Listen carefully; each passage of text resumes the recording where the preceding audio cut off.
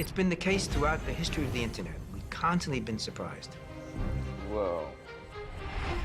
When we look at the internet and where it came from and where it's arrived today and where it's headed, I think it's quite clear that the engineers didn't really realize just how much this was going to change things. People thought we were crazy. The internet thing is never going to be as important as the telephone or the television.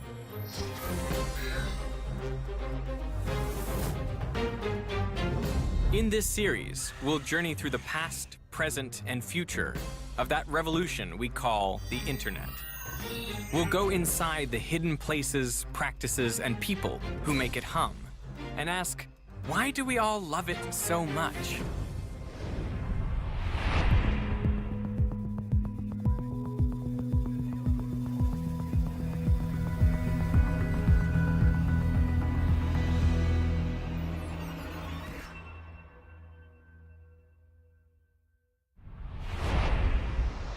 This is the internet. Really, right here. We usually think of it as invisible, up somewhere in the cloud. But this is where the invisible becomes visible, where the intangible becomes concrete. I'm Derek Muller, and I'm in an internet exchange point, one of hundreds of places around the world where computers, networks all link up to form the global internet. What's happening in here is that countless routers and switches are receiving data from one network and they're passing it over to another network via real physical cables. So it's a network of networks, all interconnected, which is why we call it the internet. And here you can actually reach out and physically touch it. Everything we've ever recorded, or for that matter, ever written, texted, or Tumblred, passes through these global internet exchange points. It is a cosmic journey, the likes of which neither Newton, Tesla, nor Einstein could ever have fathomed. All of it traveling at the speed of light. I spend most of my working life here on the internet. Now, I know that may sound a little bit nerdy, but I actually really enjoy it. I create and host an online science channel called Veritasium, meaning the element of truth. It is my dream job because I'm passionate about science, and now I can investigate topics I've always wondered about. Isn't that cool? And bring my world of science to a massive international audience. I capitalize on the reach of the web. For example, after uploading this video called The Surprising Application of the Magnus Effect, Oh, look at that go! it has now been viewed by more than 50 million people from around the world. Not bad for a film about a fluid dynamical effect. As a species, we have an inbuilt need to connect with others, to communicate and share our stories, to create community, in essence. And the internet empowers us to do that in ways we never before imagined. In 1969, the same year that a man stepped on the moon, Leonard Kleinrock headed up a team of computer scientists later hailed as the fathers of the internet. And it all started in a room like this one.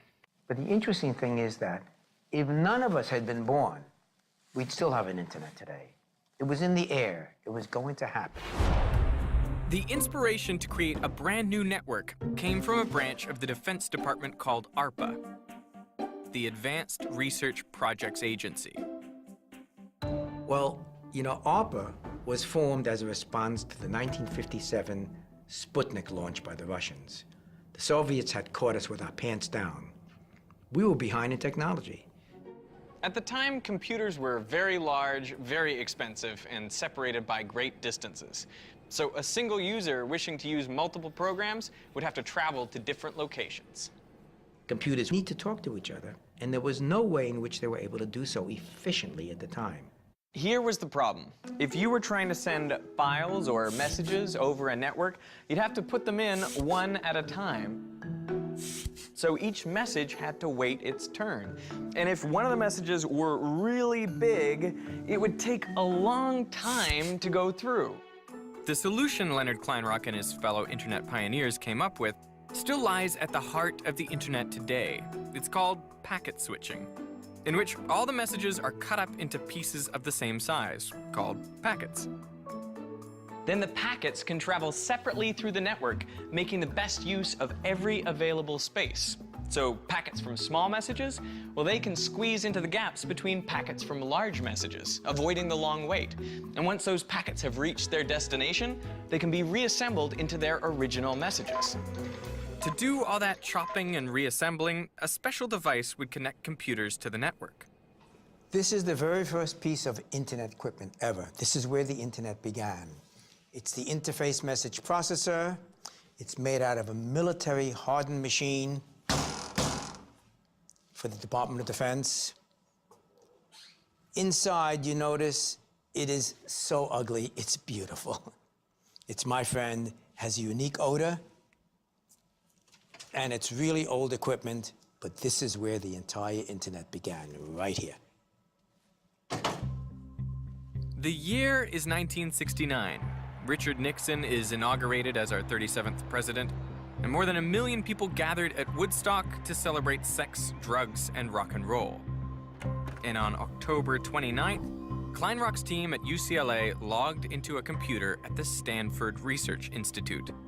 Now, to make sure this worked, because this was the first time these two host computers were going to talk to each other, to let somebody log in remotely, we had a telephone connection, just to be sure.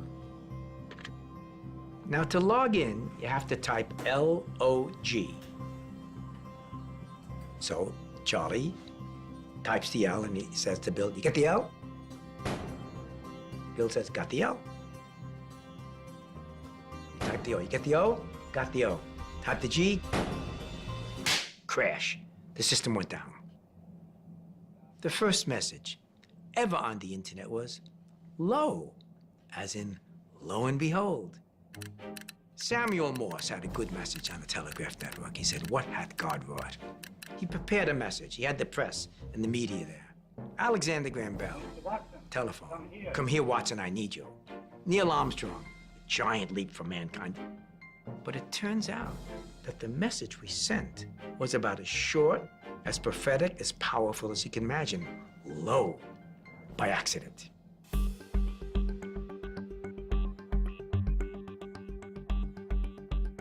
Our vision in those early days was machine to machine or person to machine.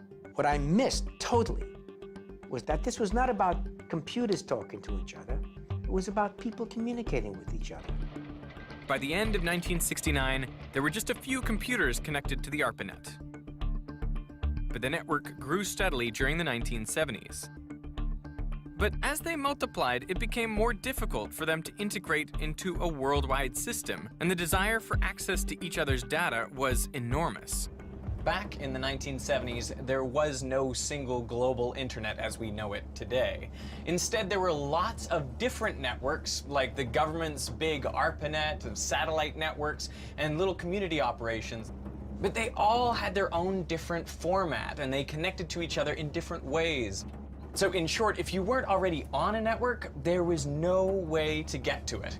It was like the biblical Tower of Babel. We needed a common language, a standard set of protocols that would allow all these networks to talk to each other. The internet got the common language it needed thanks to two pioneering scientists and this nondescript delivery van. Vint Cerf and Bob Kahn worked for years to solve the problem of connectivity. Bob showed up in my office at Stanford in '73 and says, "We have a problem." You know, my reaction is, "What do you mean, we?"